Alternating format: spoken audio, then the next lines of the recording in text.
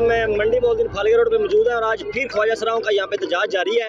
इनके मुतालबात नहीं पूरे, मुलज़म गिरफ्तार नहीं हुआ या जो भी वजूहात हैं, तो इनसे जानने की कोशिश करते हैं कि इनके दोबारा मुतालबात क्या हैं। 2 दिन पहले भी यहाँ पे एहतजाज जारी था, तो यहाँ पे एहतजाज कर रहे थे, रोड मुकम्मल तौर पर ब्लॉक था।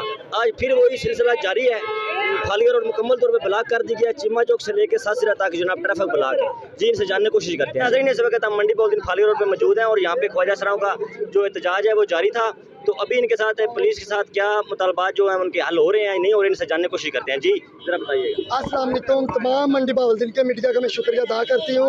हमारे हक लेके दिया, मुजरम गिरफ्तार करवाए हैं। हमारे DSP ने हमें टाइम दिया है घंटे का, दूसरे मुजरम भी गिरफ्तार कर देंगे। कौन सा मुलज़म गिरफ्तार नहीं हुआ? जिसने मतलब कैंचियाँ मारी हैं, ठीक है ना, जिसने कैंचियाँ मारी है सामान, ठीक है, जिसने बाल काटे हैं। कितने लड़कों पे FIR आपने नामजद कितने लोग FIR में? 6 गिरफ्तार कितने?